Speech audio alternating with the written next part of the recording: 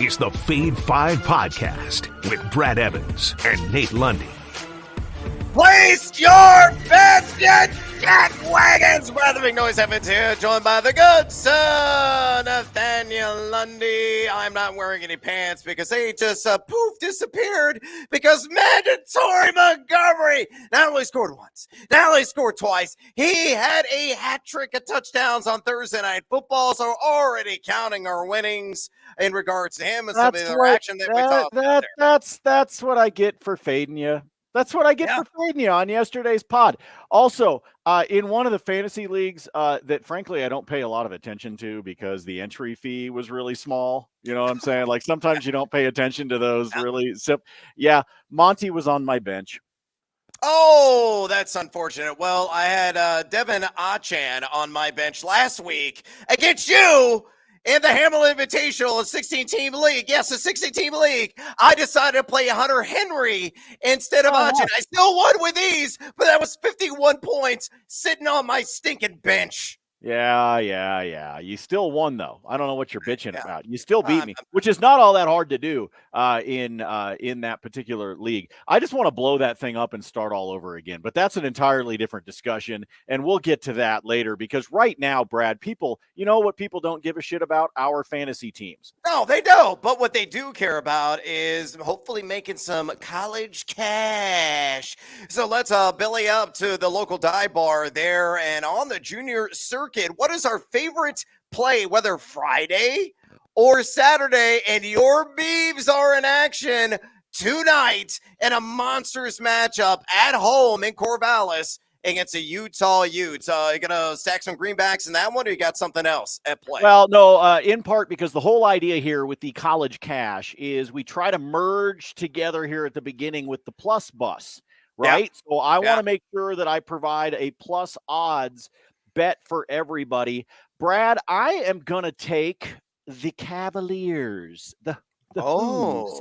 Give me Virginia straight up money line against Boston College tomorrow, 2:00 Eastern time kickoff in that one. Plus 140 is what you can get it as of tape time this morning. In terms of the spread itself, Boston College is catching 3.5, but I'm taking Virginia straight up. I gave you last week to take CSU straight up on the money line at plus 135. That one cashed for us. I say we're going to do it again here with the Hoos with the Cavaliers. Part of the reason why, Brad, Boston College last week gave up a lot of points, okay? They gave up a lot of points, but I'd like to point out to you exactly how that happened. 33-yard rushing touchdown, 45-yard passing touchdown, 42-yard passing touchdown, 55-yard passing touchdown, 75-yard passing touchdown. Hey, is anybody in Boston College's secondary? Anybody? Do they just have like a preschool class from outside of the greater Boston area playing secondary for them? Good freaking Lord, they're giving up monstrous plays. And I know that that is not necessarily what Virginia has been known for. They are 0-4 for crying out loud, okay? But if Boston College is that susceptible, all Virginia's got to do is pepper a couple of them, and they can pull off the upset. So I'm taking Virginia money line plus 140. Again, 2:00 Eastern time, kickoff tomorrow. I think this game is on like the CW or something like that. Fantastic. And Nantucket Elementary is going to be trotting out in that secondary for BC. So I like that call quite a bit. I'm going to go to the Bluegrass. No, scratch that. I'm not going to Bluegrass State, though I do like Kentucky.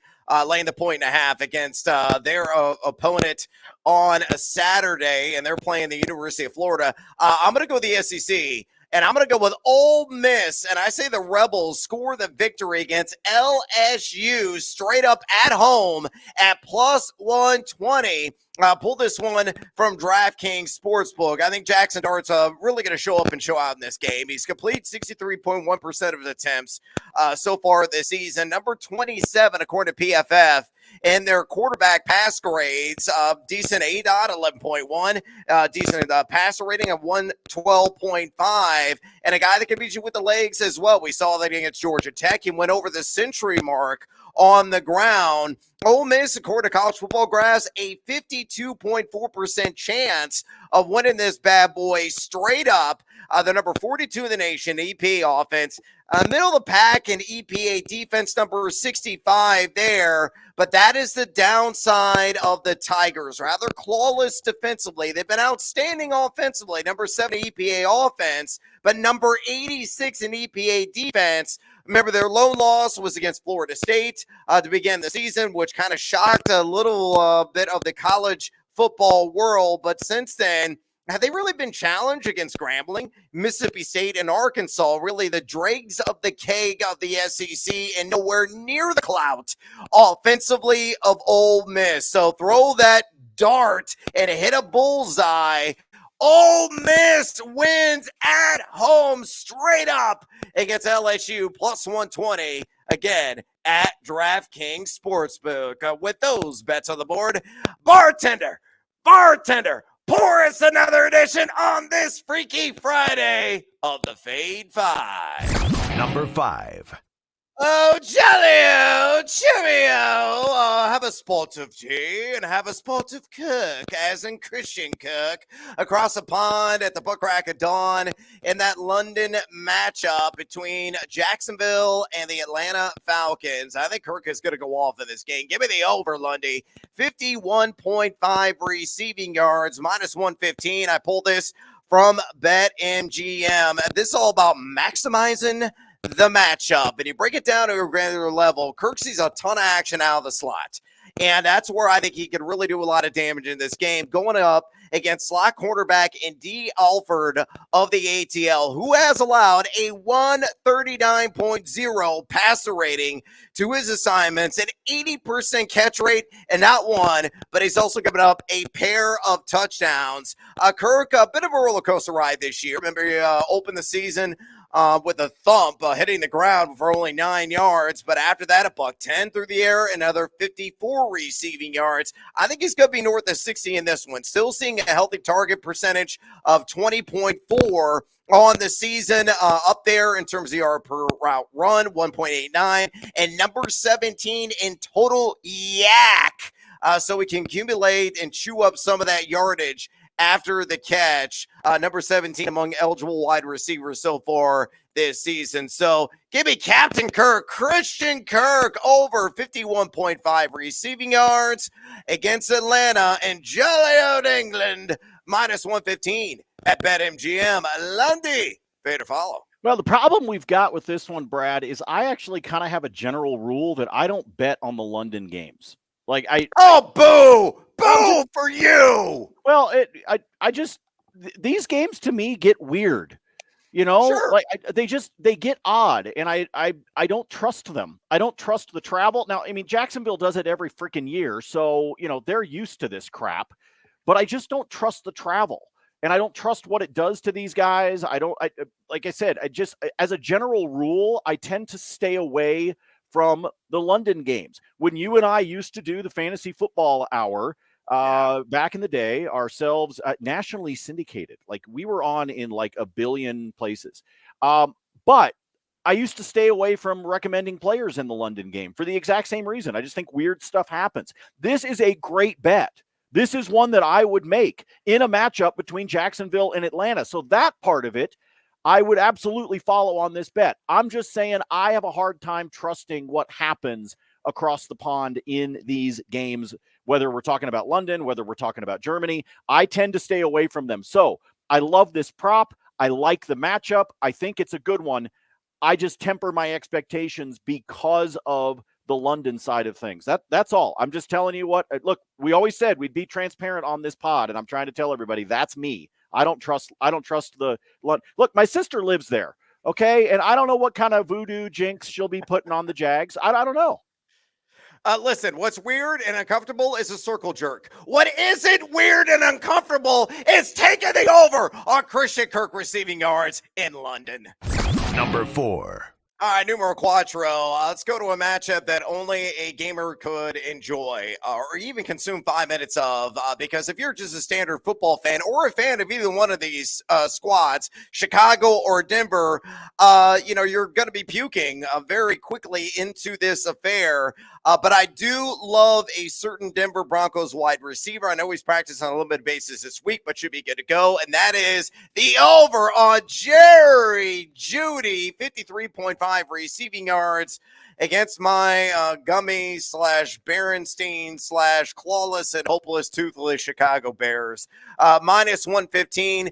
There at BetMGM. Why do I feel this is going to be a breakout performance for Jeudy? Well, last week in that clobbering doled out by the Miami Dolphins, he had 81 receiving yards in that game, coming off just 25 earlier this season against Washington. He is number 5 among all wideouts right now in average yards of separation per target. That is a real stat, tracked by playerprofiler.com. I know it's a bit of a mouthful, but he's getting space and separation from the defender regularly. Hopefully Russ, as a result, will find him with relative ease. I've seen a decent amount of the target share, 19.1%, splitting action between the outside and the slot. He's played in the slot on 30 snaps so far this season, and it's all about taking advantage of Chicago. The Bears are an embarrassment. See what I did there? Yeah, dad punnage in the house. Chicago, 8.73 pass yards per attempt.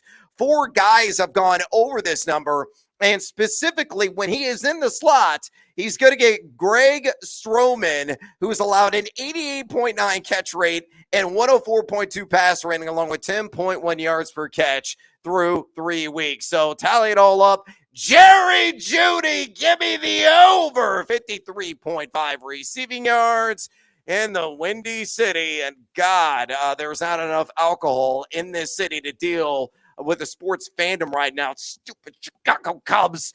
But I'm going to take him against the Bears. Minus 115 at BetMGM. Lundy, fade or follow.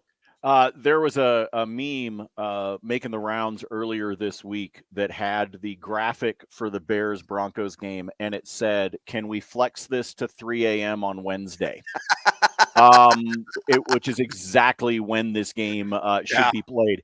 Remember, Brad, excuse me, the Broncos played in London last year. Could you imagine if this was the game that we sent across the pond? They would never let the NFL back. They would ban American football. I mean, I know that they've been suffering through the Jags for a long time over there in London, but if we sent them this game, that might actually be the final straw. They'd be like, all right, take your NFL shit and get it out of here. Why are you sending these two? I actually really like this prop for a couple of reasons. One, I'm a Jerry Jeudy guy. I mean, Jeudy is one of the best route runners in the NFL. Yep. He really, truly is, and he was coming out of college, and he has been since he's been here. He's dealt with a couple of injuries. The other reason I like this one is because if you go back and look at some of the film of what's happened so far for the Broncos, as much of a debacle as it's been for them over the course of the beginning of the season and the absolute ass whooping that they took last week on South Beach, if you actually go and look at the film, Russ isn't the problem right now. He's not. Russ is actually performing pretty well and is pretty efficient right now. It's everything else on this team that isn't working, most notably the defense giving up 70 points.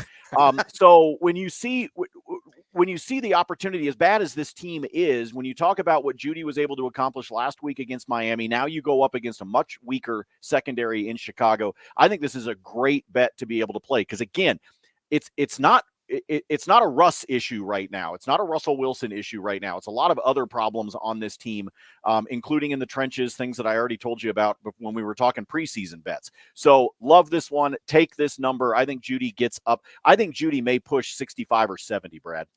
Hey, you need a reason to watch Bears and Broncos? Bet on Jerry Jeudy. Number 3.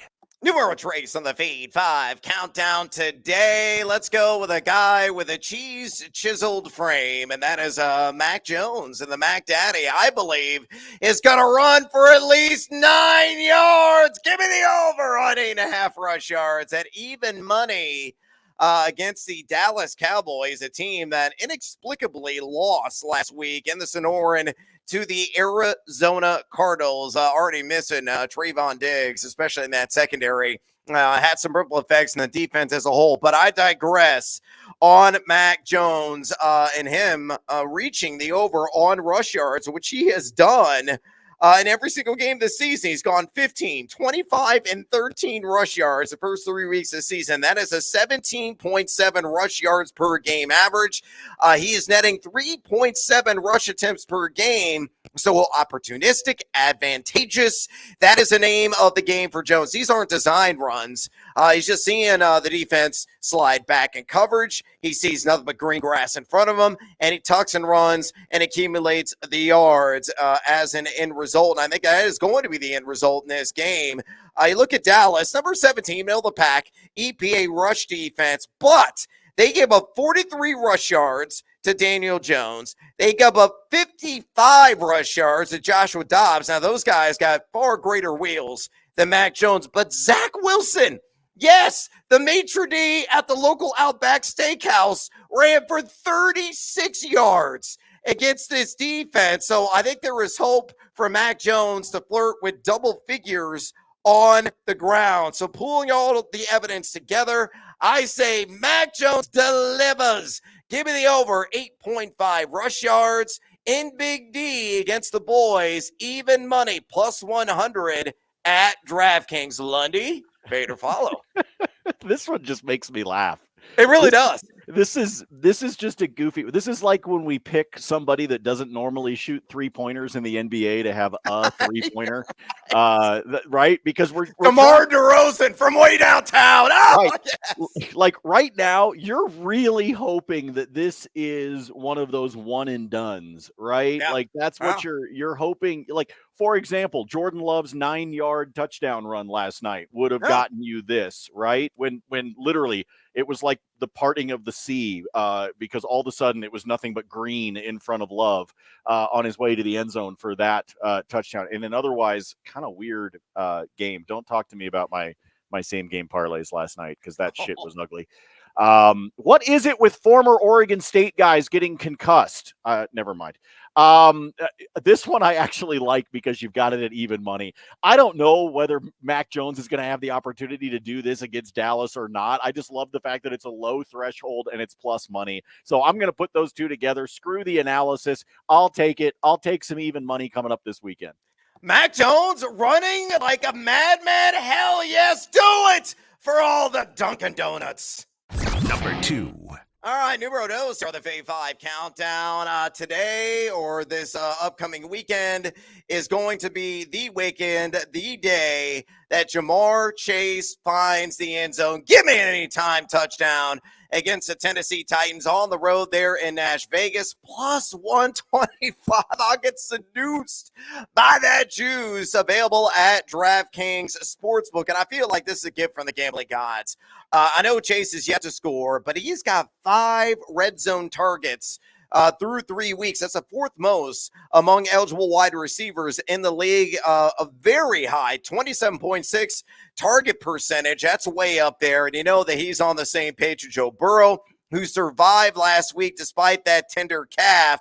And you look at the Tennessee Titans, where you can take advantage of them is out on the ground. It is certainly through the air. They have allowed 8.40 pass yards per attempt, 4 wide receiver touchdowns, and specifically, he is going to see a lot of Christian Fulton in this game. Christian Fulton, Lundy, has allowed 82.5 catch percentage so far, 23.6 yards per catch, a touchdown, and a 158.3 passer rating, which last I checked is perfect. He has allowed an unblemished passer rating to his assignments. You think Jamar Chase is going to feast? Hells to the yes, he is. Give me an anytime score against the Titans, plus 125. They're at DraftKings. Lundy, fair to follow. I'm pretty sure this is a bet that I will make every week for the rest of the year. Just for Chase to find the end zone. Unless there's some kind of crazy matchup, why not take him? Why not take him at plus odds? Because you can look for him in the red zone. You can also look for him on a 62-yard bomb. Because once the ball is in his hands, if that corner or it is not close, he's gone. If the safety takes a bad angle, he is gone. That's just the way that Jamar Chase is. I like this at plus 125. It's going to happen this weekend. Take it against Tennessee. Love this bet. Nashville hot chicken. So tasty. Just like this Jamar Chase anytime TD. Number 1. Numero uno, Swifties unite. Yes, Travis Kelce, come for the party if you want. It's totally fine. I'm talking about DeAndre Swift, however, not nearly as attractive as Taylor, but still this bet is awfully sexy. Give me the over. 64.5 rush yards against the Commanders at minus 115, available at BetMGM. This number finally doubled. It was incredibly low-hanging fruit in back-to-back weeks. And, of course, Swift easily coasted by his rush yards prop, which was generally speaking closing in like the low 30s. Now in the low to mid-60s, I still will play this number up probably in the mid-70s because he's got to get the work. It's no longer really a hot hand situation with him and Kenneth Gainwell. And we'll see if Boston Scott's even back in the lineup still in concussion protocol. But it really doesn't matter. I think Swift is going to dominate the opportunity share, and deservedly so, because right now, 3.36 yards after contact per attempt. That is RB12 among all eligible rushers. He is forced 15 missed tackles. That's number 2 in the National Football League. And you look at the overall snaps in week 3, he only played on 54% of the snaps, but he got 42% of the opportunities on the ground and ran 50% of the overall route. So a guy that was getting it done on the ground and through the air. And again, I just seen him to plow through the offensive line, which he should do with relative ease because this offensive line of Philadelphia is elite. They're easily a top 5, if not a top 3 or top 1 unit in the league. And I think they're going to manhandle Washington in that front. Give some credit to the Commanders. They've given up 4.10 yards per carry to RB so far, 80.7 rush yards per game. They've gone 62, 44, and 98 yards allowed to the opponent RB1. And that 98 yards was to James Cook. And I think DeAndre Swift builds similarly and will have maybe a similar output and flirt with the century mark in this game. So give me the over.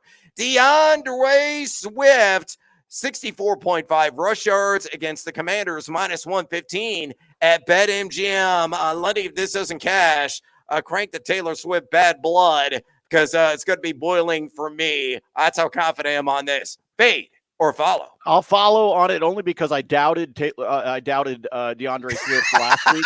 You never doubt Taylor Swift, though. I almost doubted DeAndre last week, and I obviously paid the price for that one on fading him because I wasn't convinced that he was going to be able to replicate it the way that he did. He obviously did, in fact, replicate it and got the job done. So I don't want to burn myself in back-to-back weeks. Now you watch.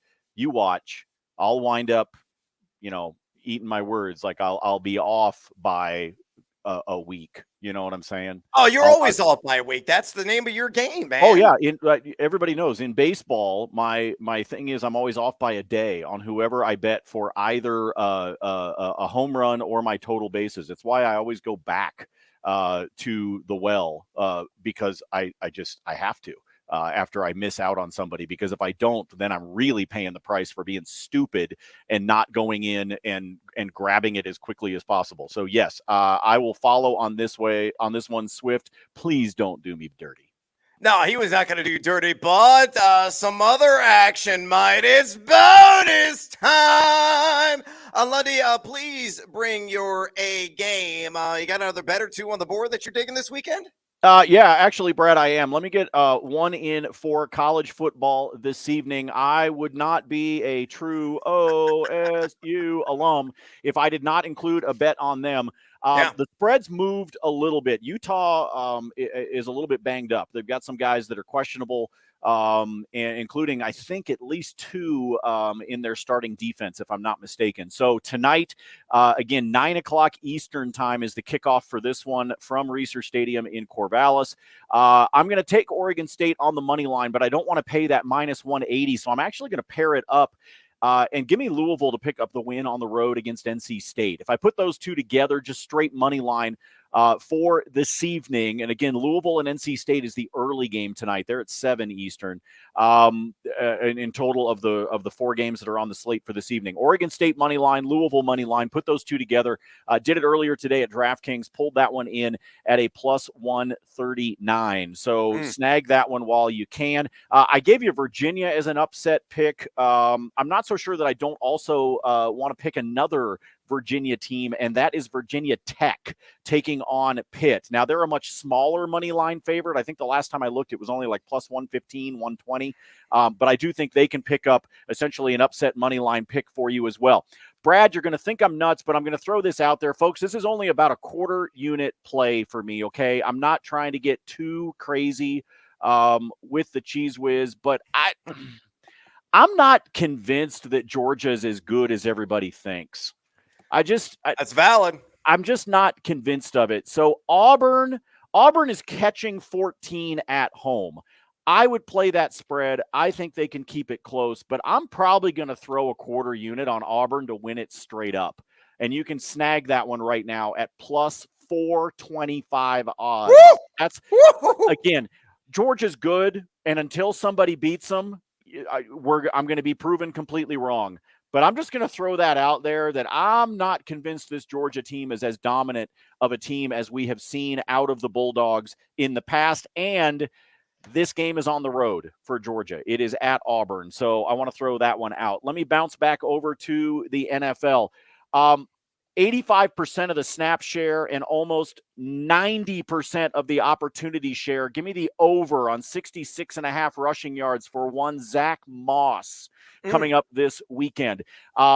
With Anthony Richardson, maybe not 100%. Remember, A-Rich can take some of those carries away from Zach Moss, but if he's not 100%, they may want to try to put the ball to the belly of Moss more often. Again, nobody has more of the opportunity share in the NFL than Zach Moss. He is number one. And as I just told you, he is just under 90% of that opportunity share, courtesy of the site that Brad was mentioning earlier, Player Profiler. So I do like that one a lot. And then I'll also correlate to your number. You talked about liking an any touchdown for Jamar Chase. I also think they're going to feed him constantly. So I'll take the over on his receptions as well, which I think is sitting at 6.5 right now. It's juiced up.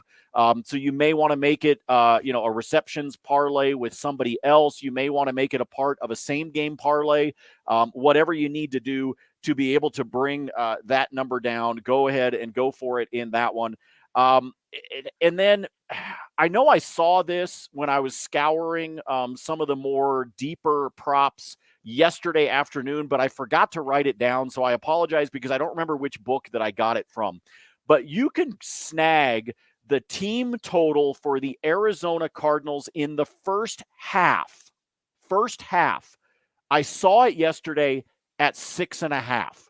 In other words, can the Cardinals manage to score a touchdown at some point in the first half? Yes, I know they're on the road. Yes, I know they're taking on the San Francisco 49ers. But if you actually look, Arizona's scoring has been happening in the first half. They're front loaded. Right. And then they just, and then they're like those preschoolers we were talking about from outside of Boston. They just get distracted, squirrel. And all of a sudden they're over here and who knows what's going to happen with them. But if you can find that, and if I can figure out which book I had it on, folks, I'll put it out on Twitter. But I do believe that Arizona can manage to score in the first half, even as good as San Francisco's defense is. Their over under in their team total was 6.5. And I was like, you know what? Why not? Let's have some fun. But it was also a Thursday, and I was kind of bored of the Thursday night game, and I was downing a few amber ales, and so I don't remember what book I found that at. I'll go see if I can find it for you. But there's a handful of plays. I'll have some videos for you. I'll have some more posted up on the spreadsheet as we go throughout the weekend. But as always, I yield the floor to the gentleman from Illinois. All right, let's throw back a few right now, and perfect segue, not only on sipping an adult beverage, but you mentioned Jamar Chase and catches. Oh, that's part of the Team Huevos parlay play of the day. Give me Amari Cooper, 5 or more receptions. There's Jamar Chase, 7 or more receptions, and Isaiah Pacheco. Oh, you're probably not even thinking I remotely include him. 2 or more receptions, plus 380. Oh, yeah, get some news by that juice at DraftKings Sportsbook. Amari Cooper, should see another sizable target share yet again in this game. A player who has got a 25% target share so far on the season. He's gone 3, 7, and 7 in receptions the first 3 weeks. And all I need is 5. So he's already done this in 2 with 3.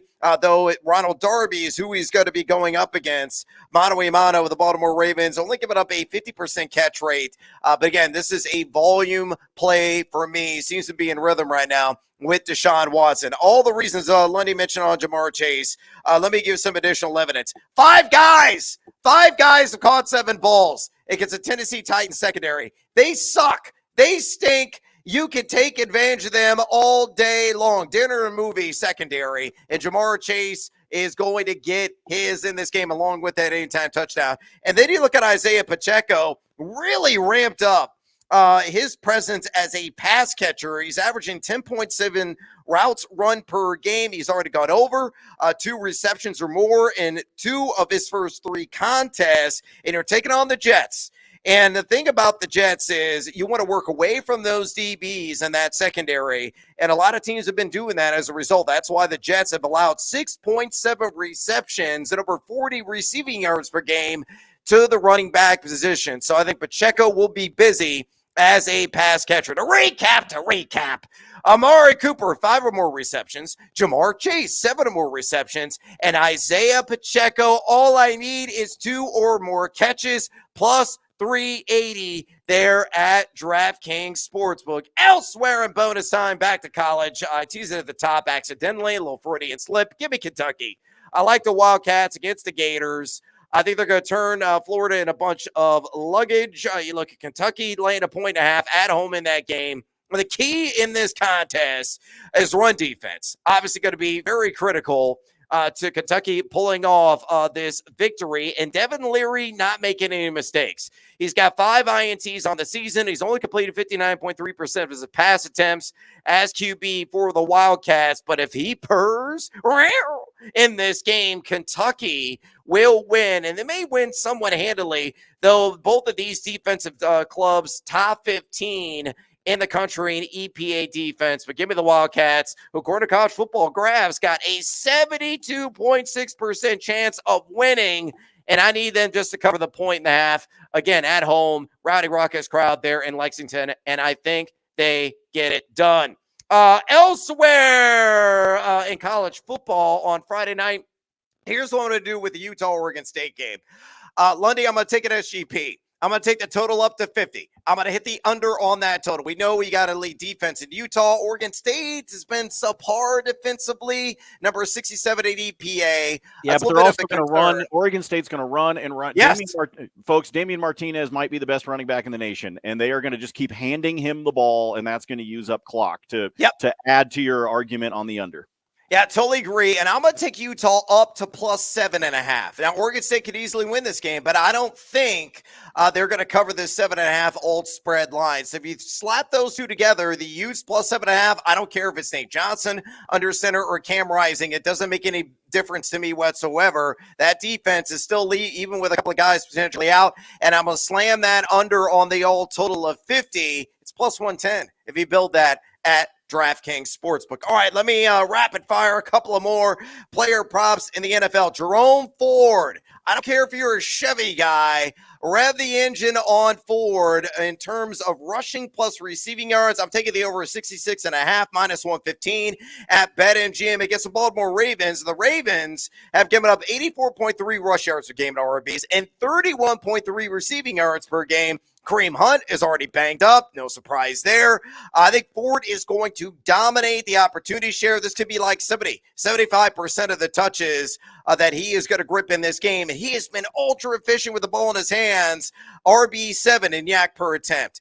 Top 12 of missed tackles. Force RB9 in yards created per touch. Give me the over on 66.5 rush plus receiving yards. Chris Olave, I'm taking the over on receiving yards, depending on what book, in the mid-70s. Hell, I play this up to like 84.5. It could be another 100 yards for him.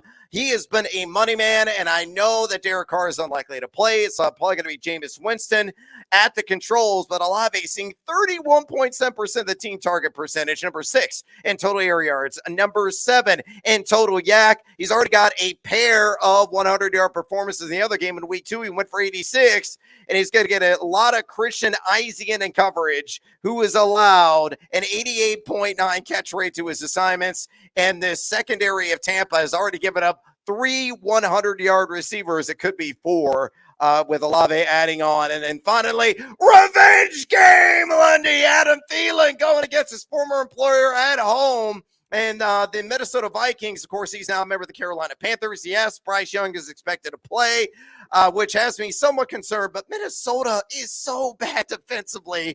Number 24 EPA pass defense. They go to 7.41 yards per attempt. Thielen's number right now is at 51.5 receiving yards. And 6 guys have gone over this against the Vikings so far this year. And he's going to get a lot of Josh Metellus out of the slot, who was allowed a 120.9 passer rating to his assignment. Yeah, drive down Narrative Street on that revenge game for Adam Thielen, who's going to be dealing, and I'm hooked on a Thielen on his receiving yards. I'm out of breath. We are out of time here on the Fade 5 podcast. Do us a favor, please, and thank you if you do. Rate and review us and give us some thumbs up if you're consuming this broadcast via stream on the YouTube. Also, fade or follow us on the X or the Twitter. Lundy and all his free spreadsheet picks at Nate Lundy. I do the same damn thing at Noisy Huevos for the incomparable Nate Lundy. Go Beavs, kind of. I just need Oregon State not to cover on that 7.5 alt line. I think you're screwed on that one, by the way. I probably am, much like my Illini will likely be at Purdue, because they've been equally as bad. They're like the Cubs. Everything's going wrong in my world, sports fan-wise. This is why I gamble. Until next time, as always, feed or follow. That is up to you.